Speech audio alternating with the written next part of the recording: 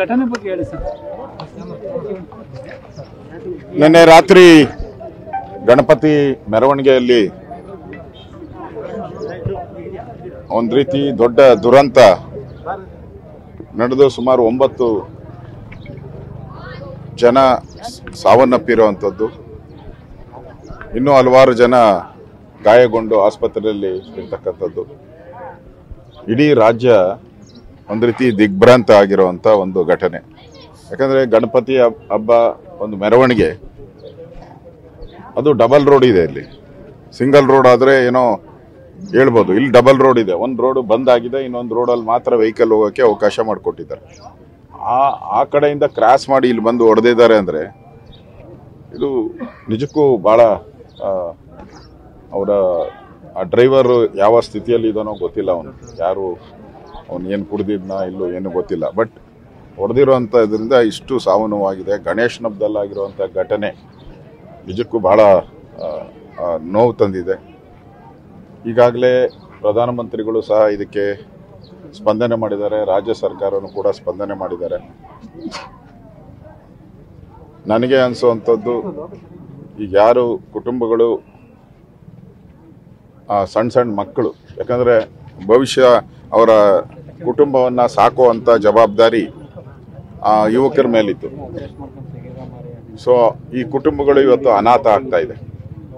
ಅದಕ್ಕೆ ನಾನು ರಾಜ್ಯ ಸರ್ಕಾರಕ್ಕೆ, ನಾನೇನು ಇದರಲ್ಲಿ ರಾಜಕಾರಣ ಮಾಡುವಂಥದ್ದು ಒಳ್ಳೆಯದಲ್ಲ. ಇದು ನಾನು ರಾಜ್ಯ ಸರ್ಕಾರಕ್ಕೆ ವಿನಂತಿ ಮಾಡ್ತೀನಿ. ನಾವು ಯಾವ್ಯಾವುದಕ್ಕೋ ದುಡ್ಡು ಕೊಟ್ಟಿದ್ದೀರಿ. ನಾವು ಕೇರಳ ಘಟನೆ ಆದಾಗೂ ಕೊಟ್ಟಿದ್ದೀರಿ, ಬೇರೆ ಬೇರೆ ರಾಜ್ಯದಲ್ಲಿ ಘಟನೆಗಳಾದಾಗ ನಮ್ಮ ಸರ್ಕಾರ ನಾವು ದುಡ್ಡು ಕೊಟ್ಟಿದ್ದೀರಿ.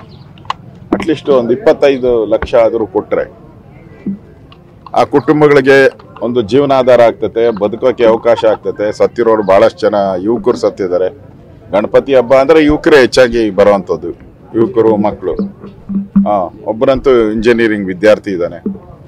ಅಂದರೆ ರಾಜ್ಯ ಸರ್ಕಾರ ಒಂದು 25 ಲಕ್ಷ ಕೊಡಬೇಕು ಅನ್ನೋ ಆಗ್ರಹವನ್ನು ಮಾಡ್ತೀನಿ. ನಾನು ಜಿಲ್ಲಾಧಿಕಾರಿಗಳಿಗೂ ಮಾತಾಡ್ತೀನಿ. ಈಗ ಪ್ರಪೋಸಲ್ ಮಾಡಿ ಸರ್ಕಾರ ಒಂದು 25 ಲಕ್ಷ ಕೊಡಲಿ ಅವ್ರಿಗೆ.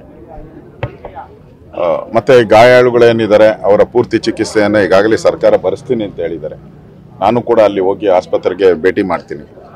ಒಟ್ಟಾರೆ ಈ ಘಟನೆ ನಿಜಕ್ಕೂ ಮುಂದೆ ಗಣಪತಿ ಹಬ್ಬ ಮಾಡೋ ಸಂದರ್ಭದಲ್ಲಿ ಪೊಲೀಸ್ ಇಲಾಖೆನೂ ಸ್ವಲ್ಪ, ನಾನೇನು ಆಪಾದನೆ ಮಾಡಲ್ಲ, ಇಲ್ಲಿ ನಾನು ಬಂದಿರೋದು ಆಪಾದನೆ ಮಾಡೋಕ್ಕಲ್ಲ, ನಾನು ಸಾಂತ್ವನ ಹೇಳಕ್ಕೆ ಬಂದಿದ್ದೀನಿ. ಪೊಲೀಸ್ ಇಲಾಖೆಗಳು ಕೂಡ ಈ ಥರದ ಮೆರವಣಿಗೆ ಸಂದರ್ಭದಲ್ಲಿ ಇಷ್ಟೊಂದು ಜೋರಾಗಿ ವೆಹಿಕಲ್ ಬಂದಿದೆ, ಸ್ವಲ್ಪ ಮುಂಜಾಗ್ರತೆ ವಹಿಸ್ಬೇಕಾಗಿತ್ತು. ಅವ್ರನ್ನ ಅಲ್ಲೇ ಸ್ಲೋ ಮಾಡಿದರೆ, ಅವನು ಬರ್ತಾ ಇರೋವಾಗೆ ಸ್ಲೋ ಆಗಿದ್ದರೆ ಗಾಡಿ ಇಷ್ಟು ಅನಾಹುತ ಆಗ್ತಾ ಇರಲ್ಲ.